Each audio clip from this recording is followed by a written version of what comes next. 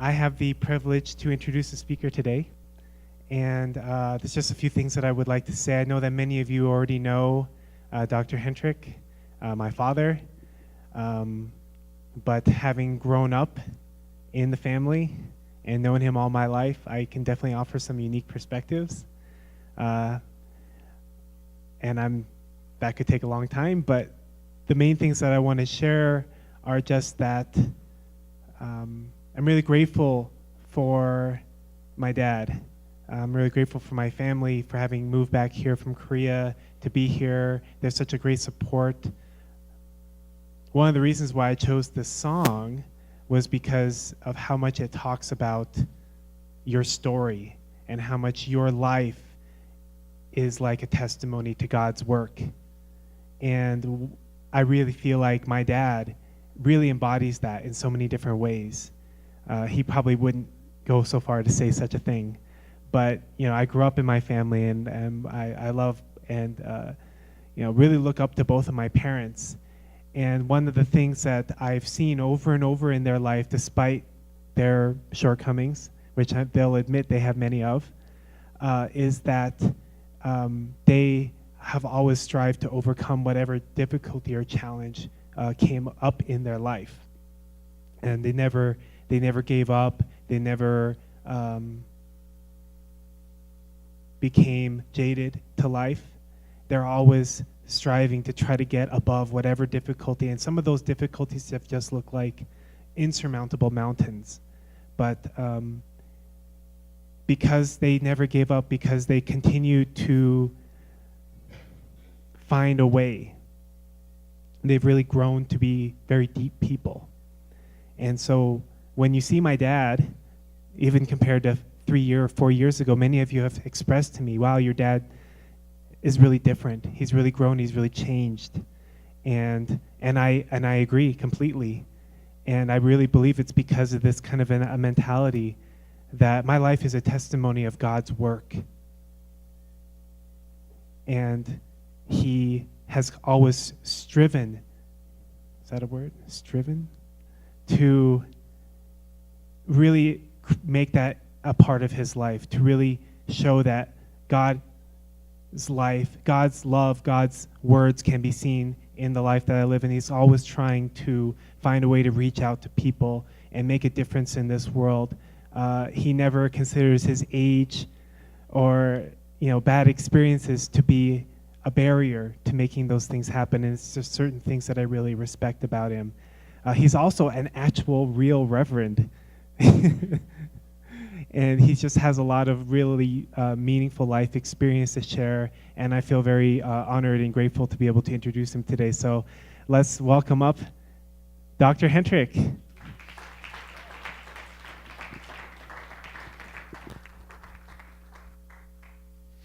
Thank you.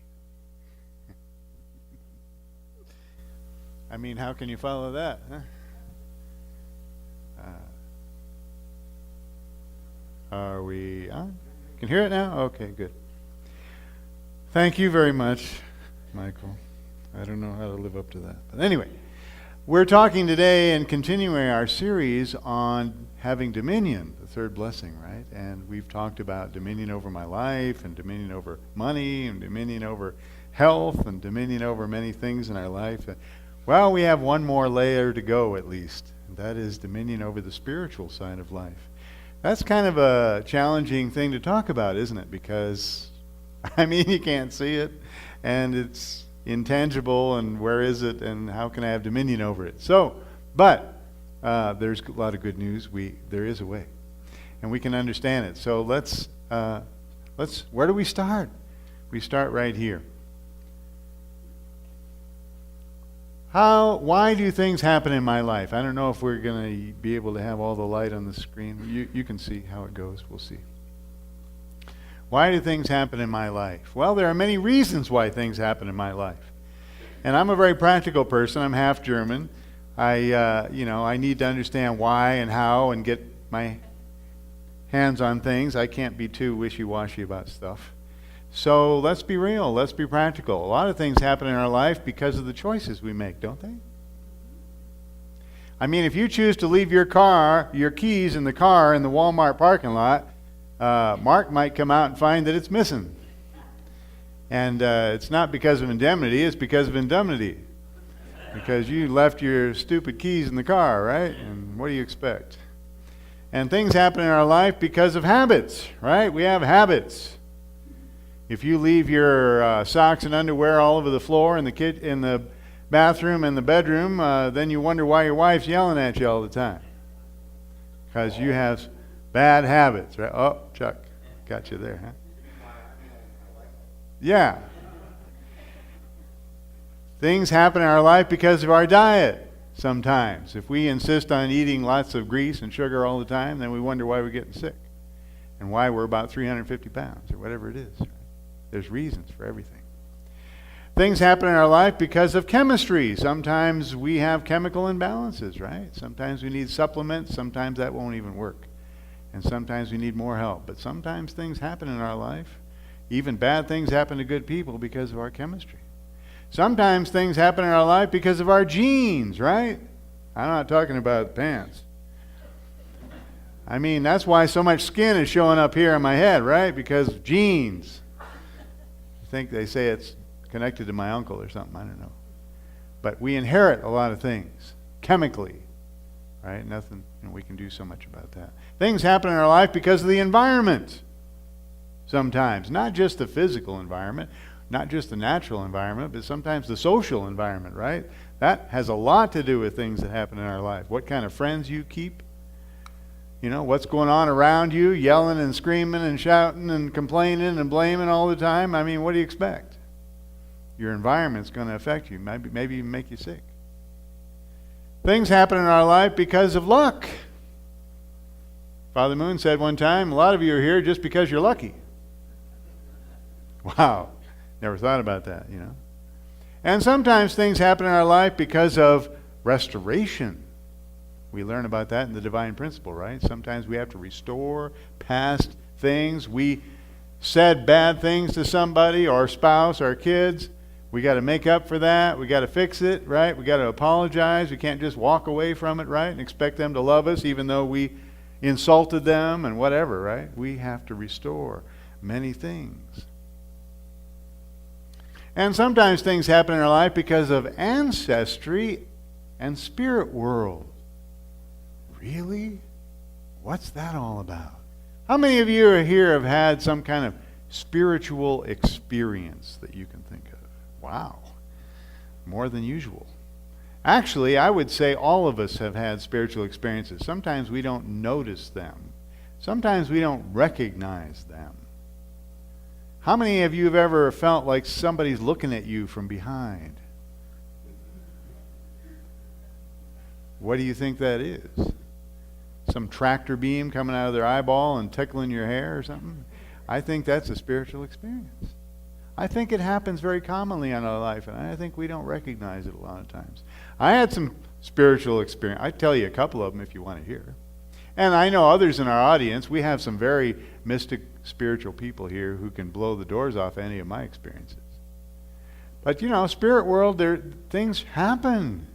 One time I was almost asleep in a brother's dormitory one time in Barrytown, and I wasn't sleeping yet, but I sat up and I looked down and there I was. I was laying on the bed, but I was not there. I was looking at myself. I had this experience one time. It's enough, it's one time's enough. And I turned over to my right side and my great-grandfather came to me. He'd been deceased for quite some time. I knew who he was. I mean, I knew him when I was little. Still had his pipe and still had his walking stick. Same guy. Another experience I had, now, some people dismiss that stuff to psychosis, you're sick, dreaming. I understand that. I'm a pretty skeptical person. I need some. But I had another experience you can't dismiss that way. 43 years ago, when I first joined our movement, I was in the center in Minneapolis. And anyway, I could talk a lot about it, but I won't. I was upstairs sleeping, and I had a real vivid kind of dream. You know, there's different kinds of dreams. Some are dreams, and some are real vivid, and your heart's beating and you're sweating, and you know, it just seems like more than a dream.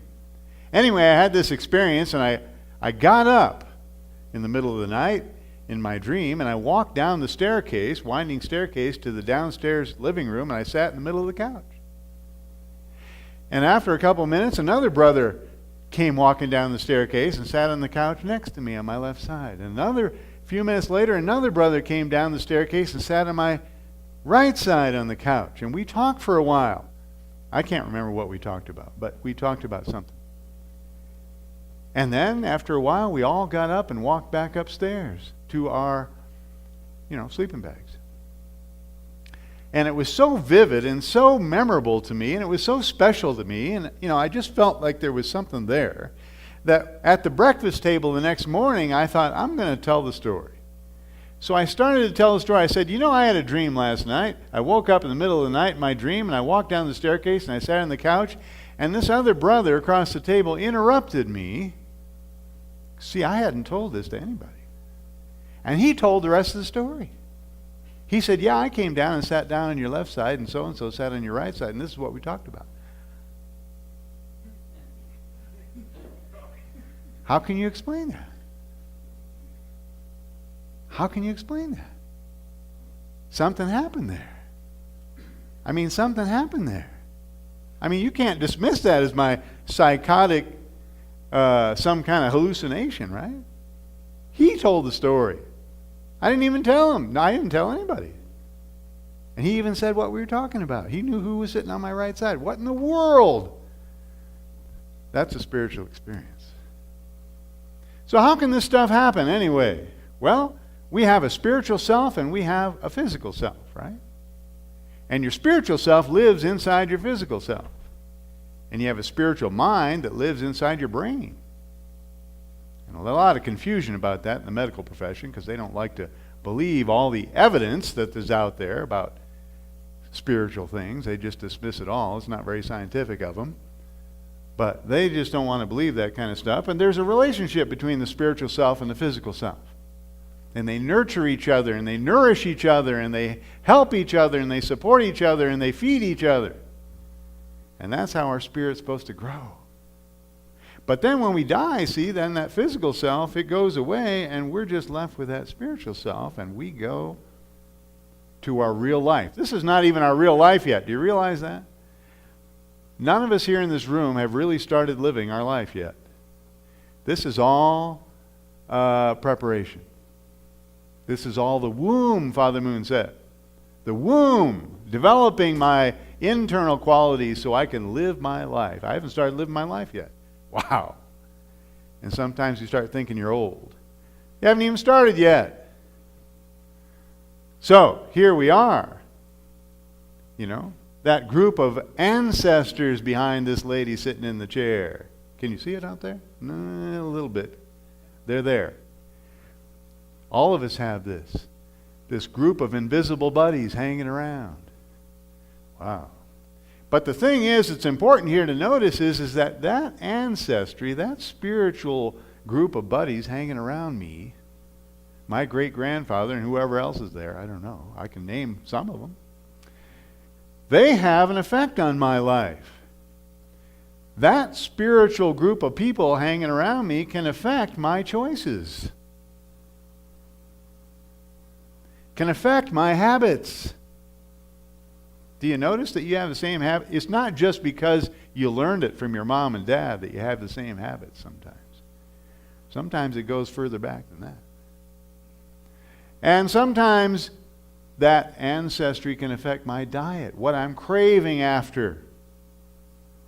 Talk to somebody who's an alcoholic or has some other kind of addiction problems and find out if they didn't have people before them who had similar problems. Sometimes you'll find out.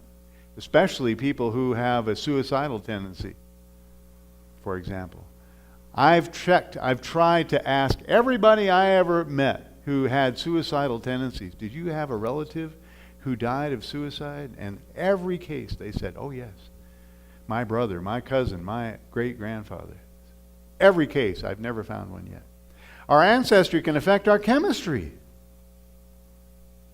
Actually can. Chemistry of your body. You inherit things sometimes, not just chemically.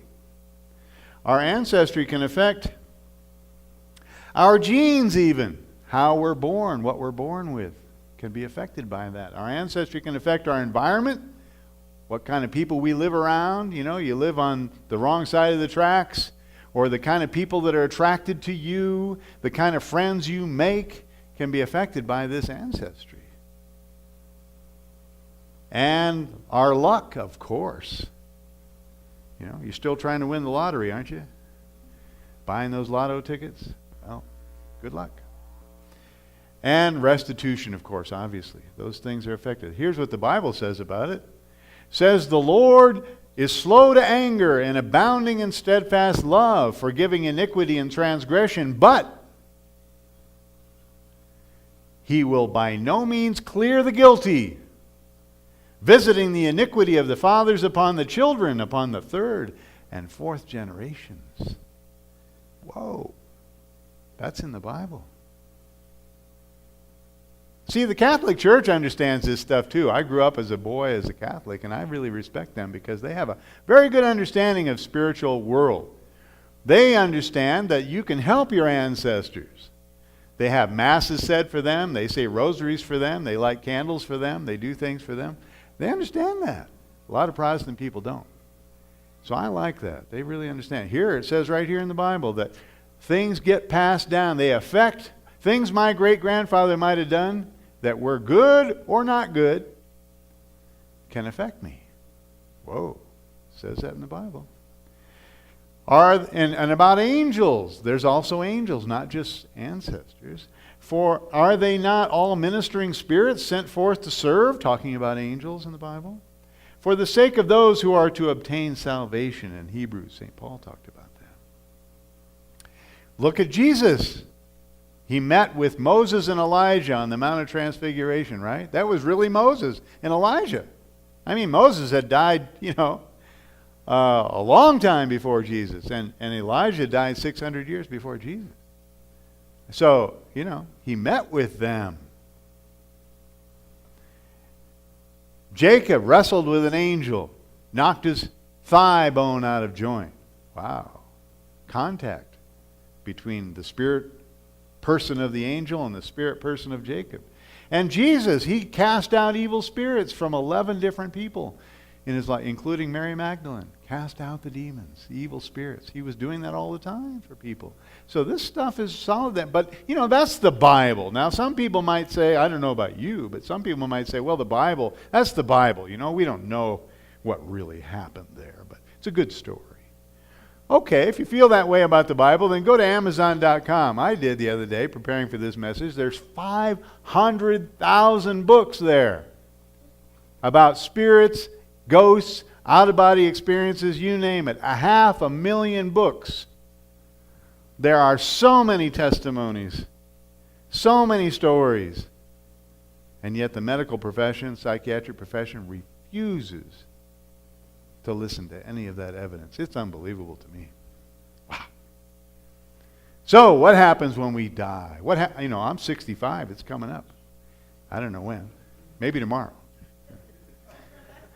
What happens when I die? Well, that spirit's gonna,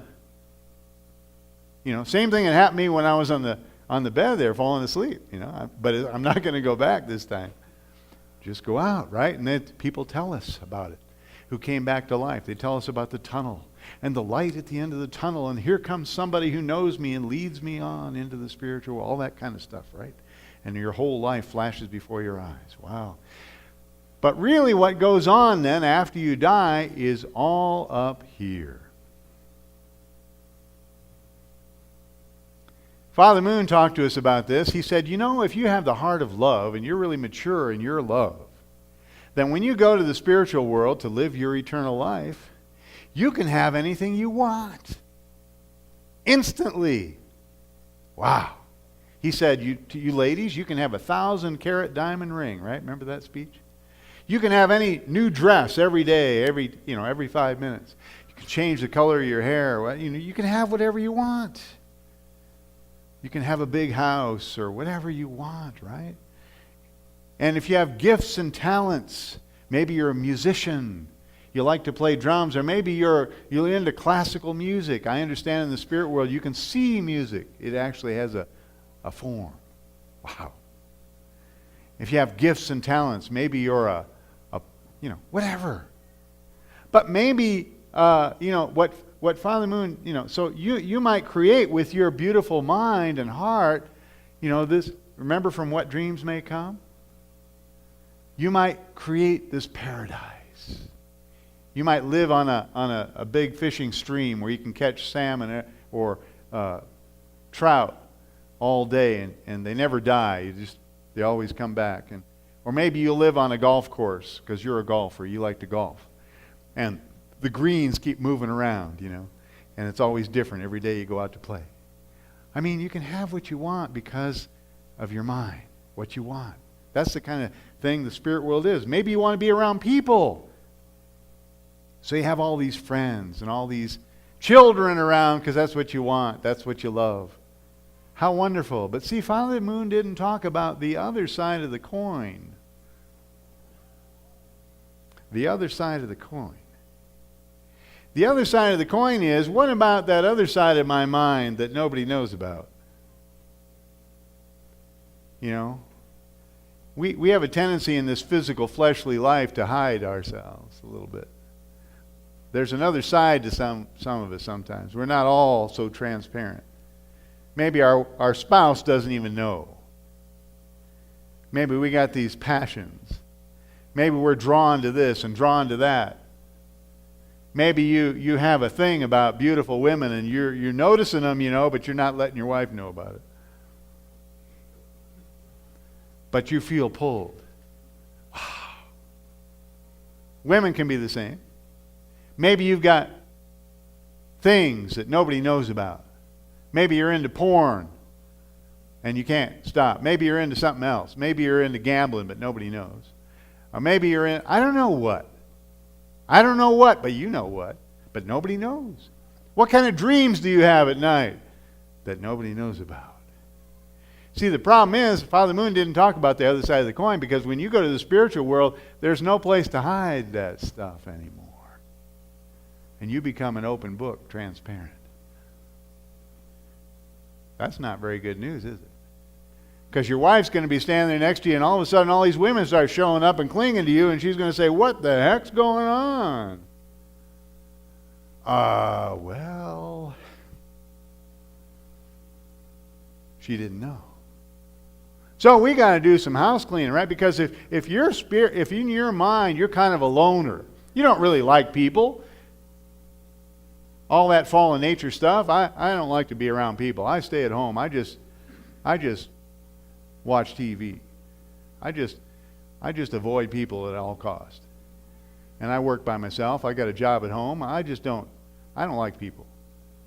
So what's going to happen when you go to the spirit world?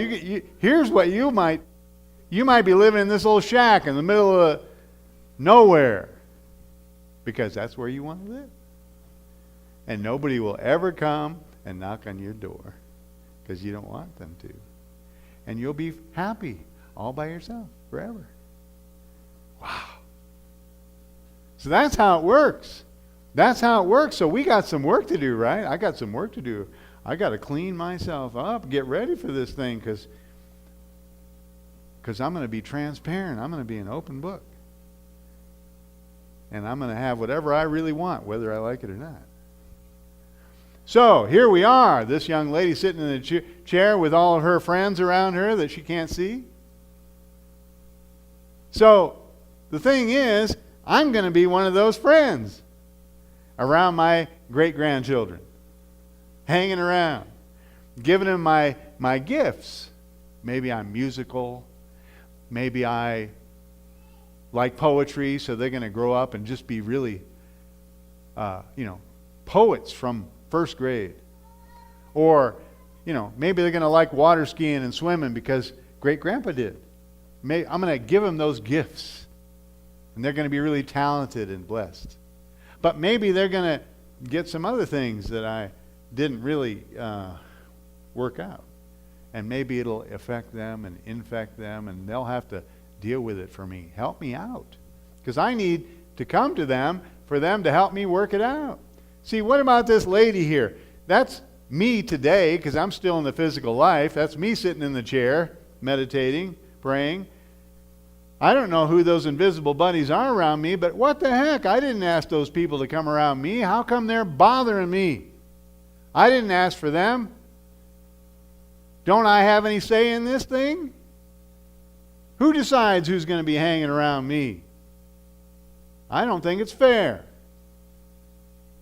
But in reality, here's what's happening. It's like this magnet and these metal balls, ball bearings.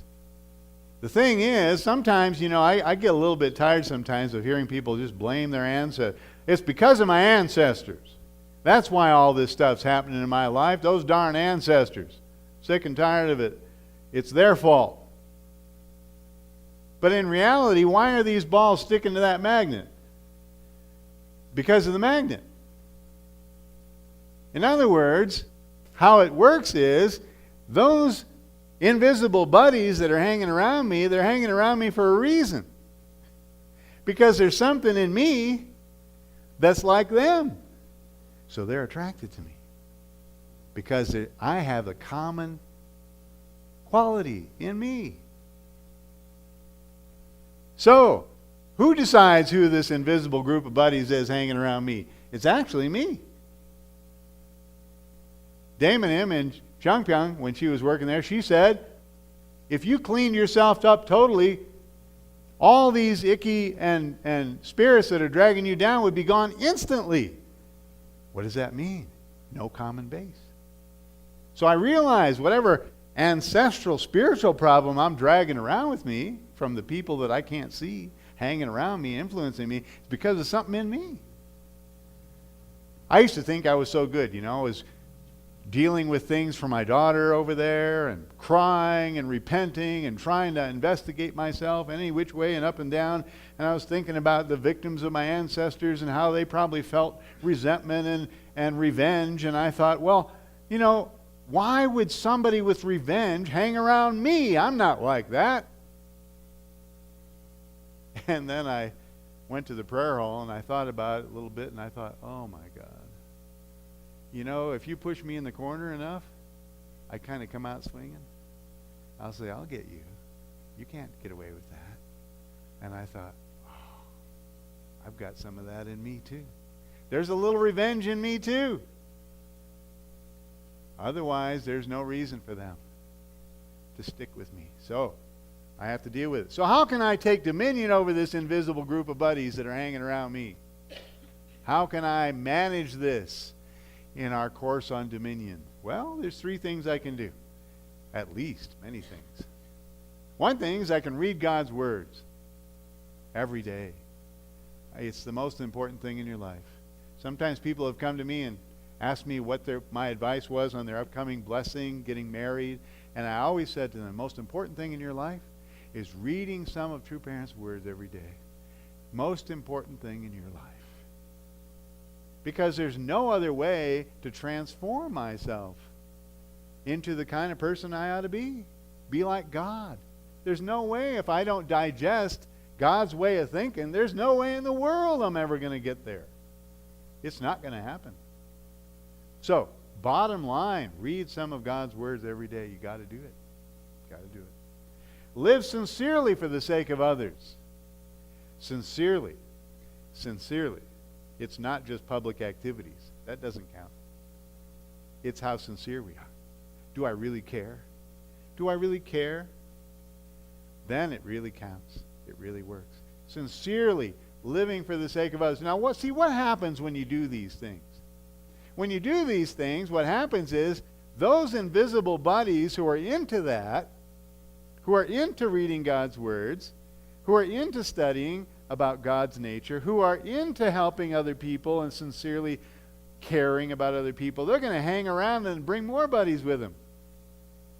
And those invisible buddies who are not into that, who are into living a selfish life and complaining and blaming and hurting, and they're going to go away. Because they're not into that. Who wants to do that? So my spirit world's going to get better and better. And I'm going to be lifting them up, helping them, and helping myself. It's going to help me as well as helping them.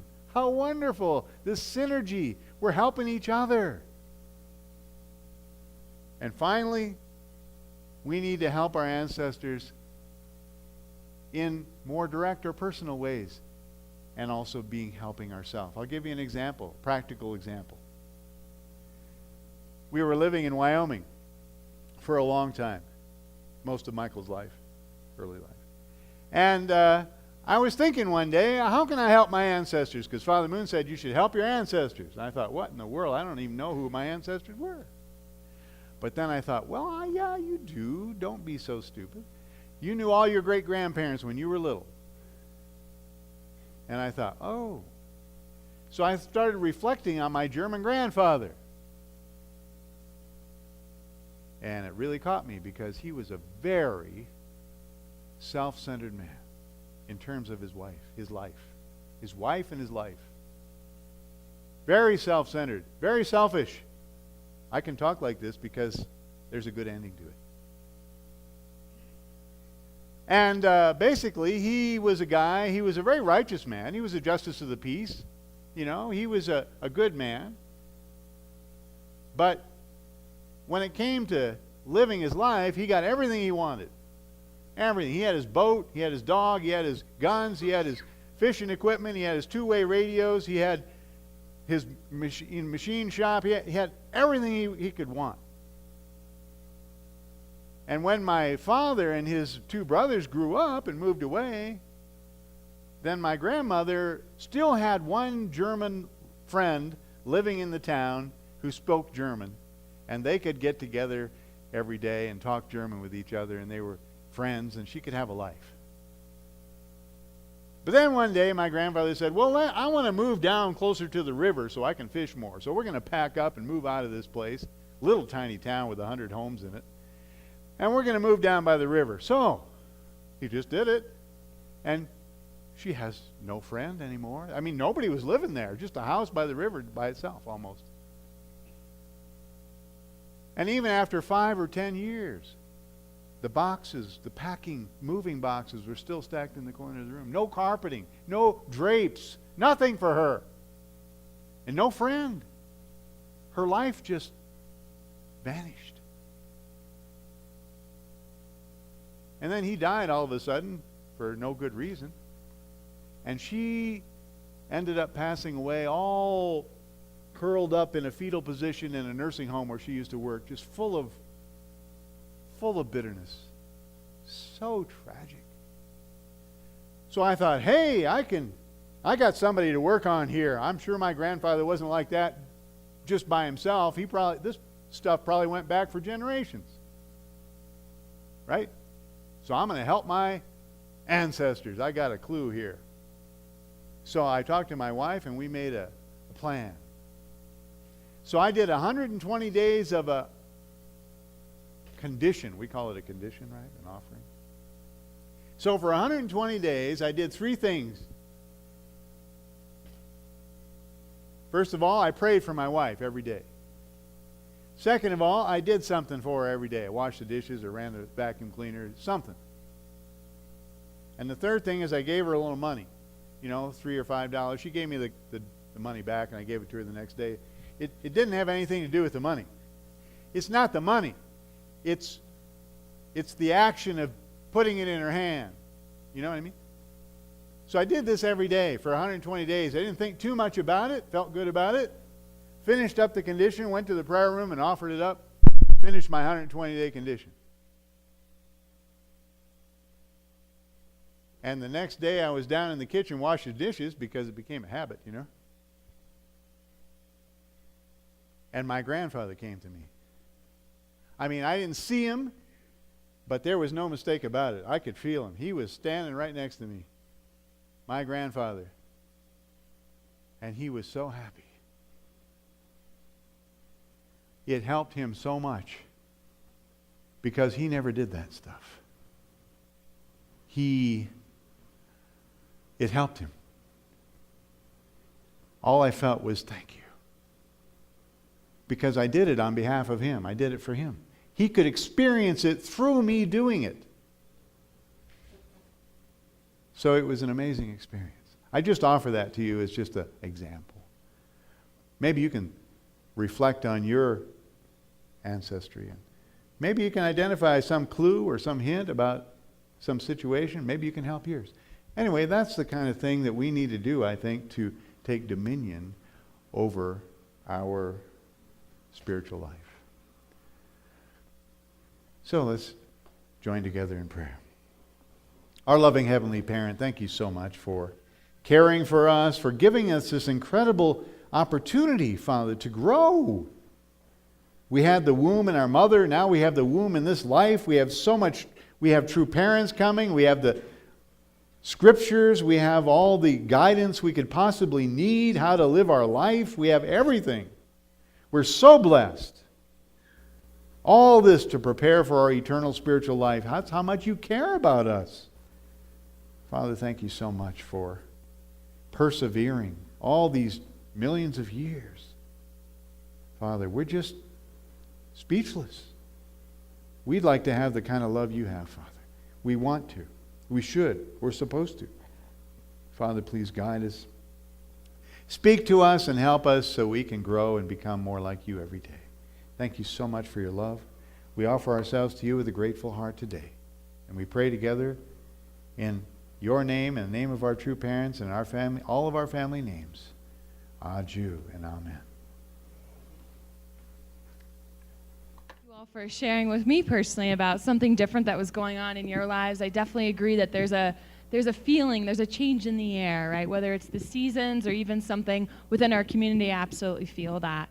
We do have a couple of announcements. We're first going to start with our national update, a video clip about what's going on with our movement nationally and internationally, and then we're going to dismiss the youth to Sunday school and then have our local announcements. Hi everyone, we are here in Korea and we have your weekly updates. We're going to start with some international news. We just finished an amazing Foundation Day celebration here at the training center at Cheongpyeong. True Mother was marvelous. She came out looking so radiant and she gave an amazing message to us. She really encouraged all of us to fulfill our fundamental responsibility as tribal messiahs. And we're here celebrating also the fact that one pastor, Reverend Mark Abernathy, and his wife, Edna, of Connect Point Christian Church in Atlanta, Georgia, we're so proud of them. He's blessed over 750 couples, fulfilled their heavenly tribal messiahship, and were directly awarded by True Mother along with 6 other continents, and they were the ones representing North America. Afterwards, the entertainment was great. We had, I think, 5 different performances, including a beautiful presentation by our American team with Steve Honey and Apple Heaven USA. How beautiful here. Oh, don't shoot me, shoot them. Oh, happy anniversary of Foundation Day. We are so grateful. American team really entertained true parents, heavenly parents, and all of brothers and sisters from the world and America. We are representatives of New Hope Singers International. True Mother called us out of the history books to come and sing. We're so grateful to be with Steve Honey and all members here to really love True Mother and give her great hope. And thank you very much. 감사합니다.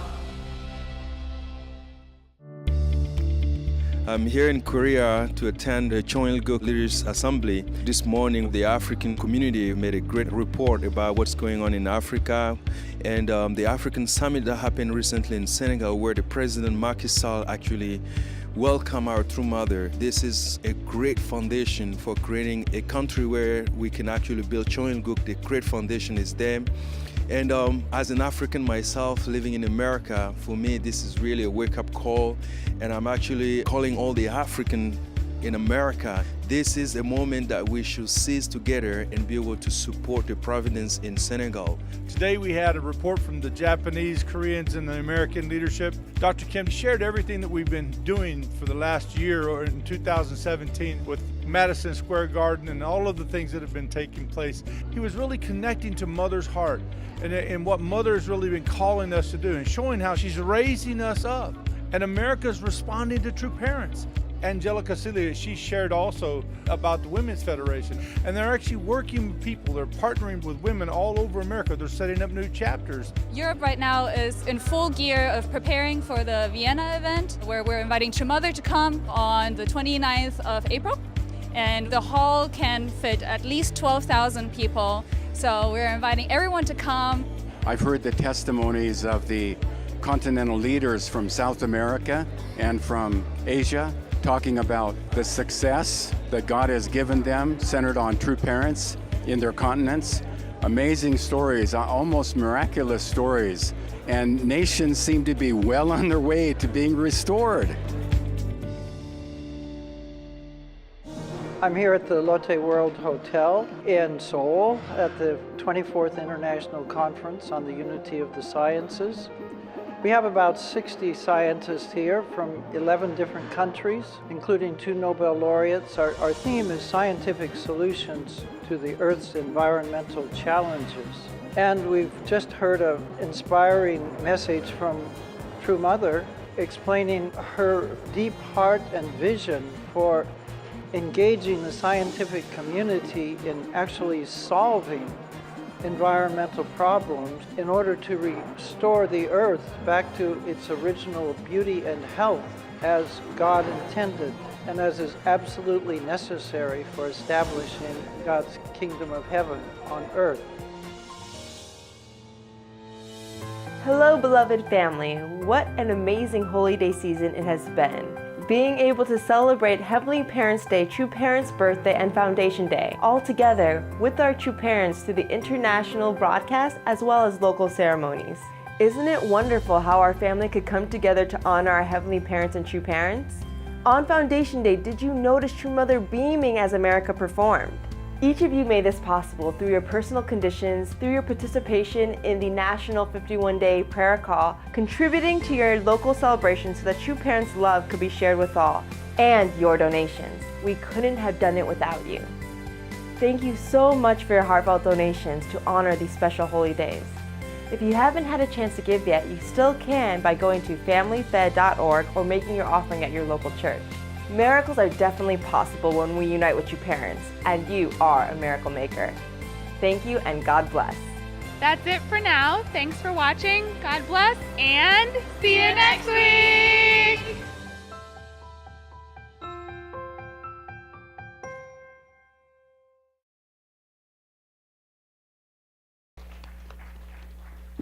Such inspirational updates. And we have a couple of local announcements I'm going to be speaking to.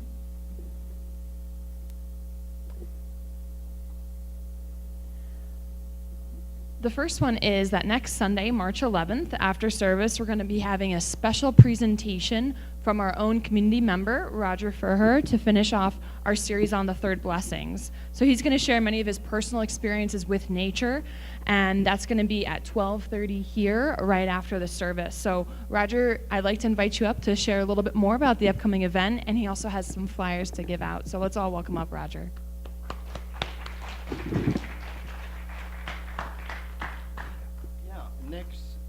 Next Sunday, approximately 12:30, depending on how long the sermon's going to be.